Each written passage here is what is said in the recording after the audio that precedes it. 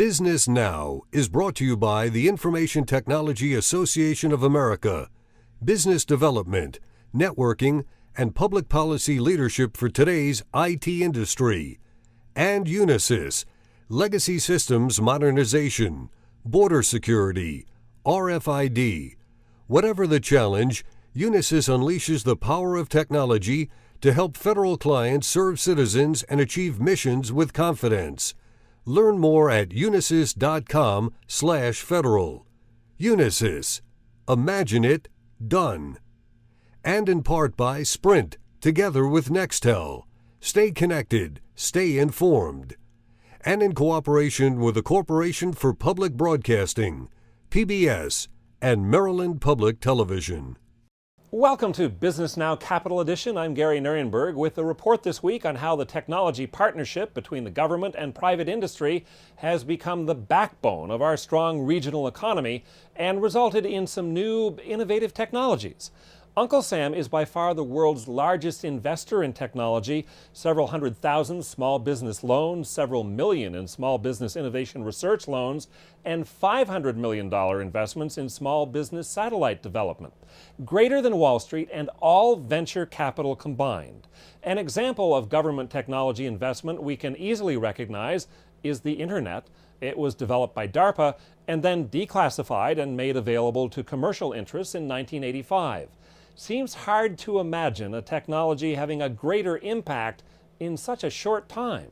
However, a more recent example of declassification of existing government technology may have even more significant impacts. A 2003 mandate by President Bush declassified satellite orbital imagery of inestimable value for both government and commercial applications. The primary goal of the mandate was to give all federal, state, and local government agencies quick access to important satellite imagery of Earth and to battle forest fires, to make assessments of farm crops, issues like that. Also, for the government, technologies and applications from the geospatial world are even more critical for the war on terrorism, protecting our seaports, and responding to natural disasters. But for most of us, Google Earth is where we first experienced the magic of these images from space. Tools like Google Earth and Microsoft Virtual Earth enable you to see satellite imagery that once would have been highly classified, never available to the public before.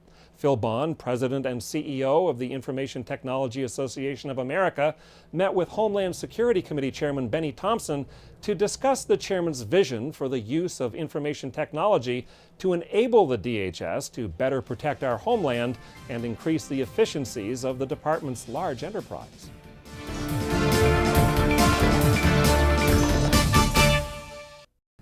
As chairman of the Homeland Security Committee, you have oversight of the Homeland Security Department, a huge responsibility for this country after 9/11.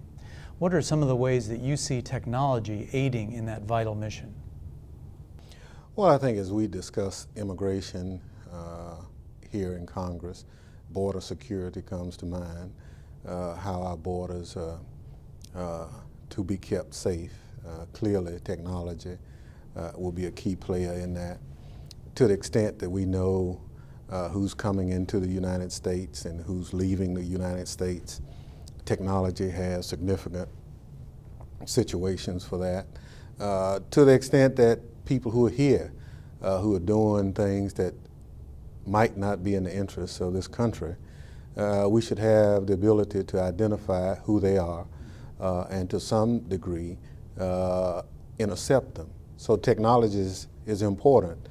You made a number of references to how important it is to know that people are who they say they are. And the Homeland Security Department has a number of initiatives and programs targeted just at that. Those programs, of course, use all kinds of technology. Can you talk just a little bit, sir, about how important it is to use technology there and what kinds of technologies are deployed? We can't just depend on a passport any longer. We know that passports from a biographical standpoint is one method, but really it's biometric. And we either have to do a fingerprint or an iris scan, so that we've seen that is the only real way to go. We're trying to get to that with U.S. Visit. program. We're trying to get it in some of our other programs, but that's technology. Can we use all of these technologies, including biometric technologies, and still protect the privacy of Americans? Rather than just moving forward and not having the safeguards just for the sake of moving forward is not the way to go. When we roll out a program, we need to have all the safeguards in place. You've referenced a number of programs and, of course, billions of dollars spent over the last 6 years. I think our viewers would be interested in your view as committee chairman. Are we better off now than we were on 9/11? We absolutely are. Now, are we as safe as we need to be?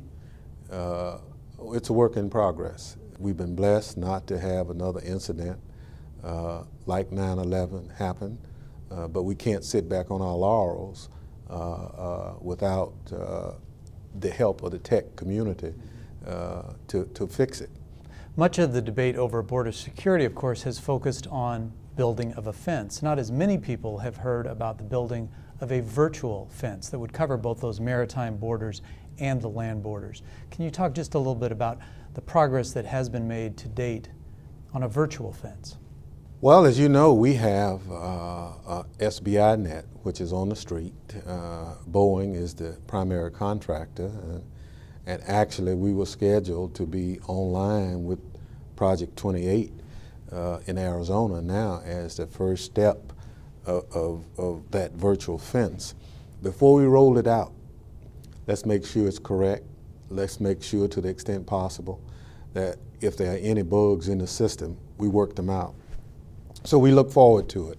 Now that virtual fence along the southern border is scheduled to be about 1,800 miles. And that's the layered approach that we'll still have aerial surveillance in certain areas. To some degree, we'll have additional Border Patrol agents as well as other assets. So the virtual fence is just one step.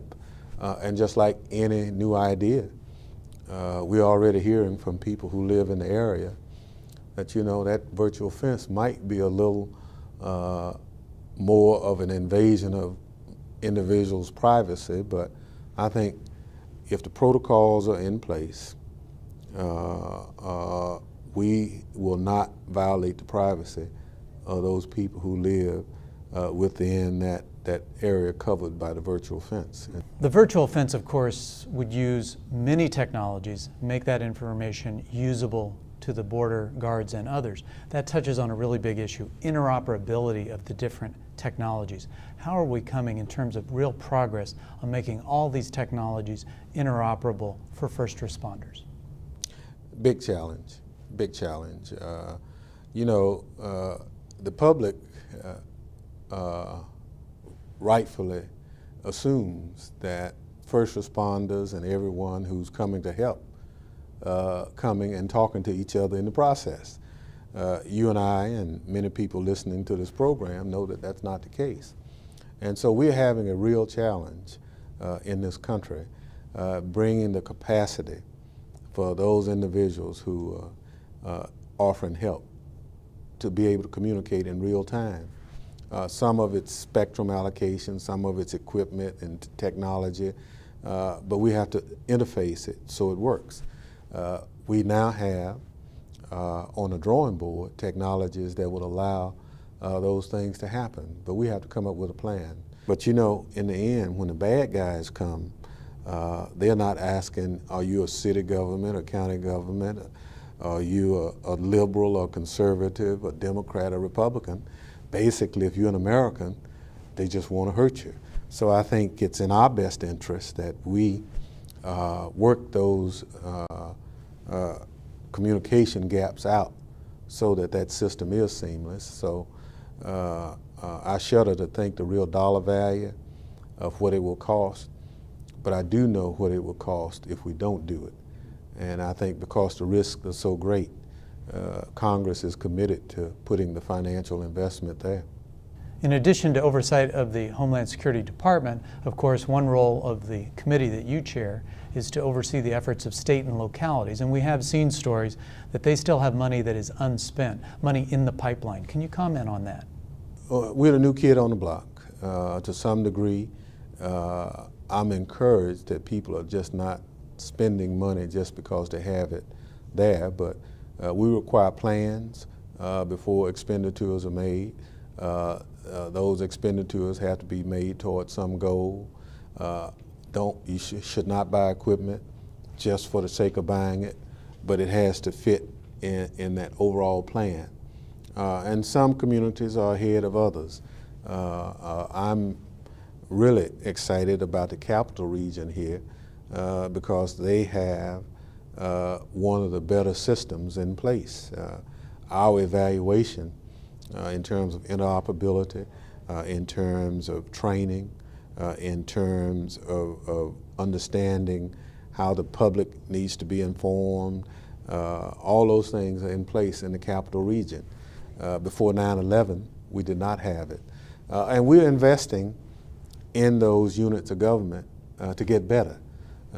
Because again, all of the research says that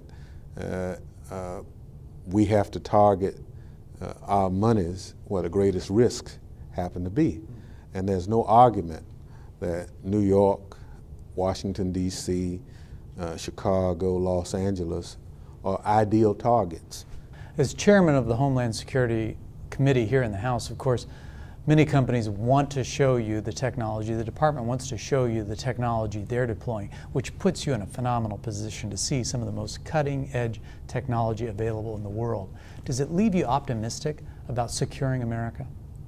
Well, yes, but I'm not so much an optimist that something bad won't happen. You know, part of the department's mission is to prevent it. But the other part is, if in fact, when it happens, how do we respond? So if we prevent it, we've succeeded. But if somehow we miss that opportunity, how did we respond? So we put those plans in place. We put federal, state, and locals in fusion centers all over this country. So they now talk to each other. We actually share information because of technology with all those different entities, whereas we used to stovepipe it, as it's commonly referred. So I'm optimistic, to be honest with you. I look forward to working with the department, but we can't do it without technology. Without technology in the forefront of Homeland Security, we will not succeed.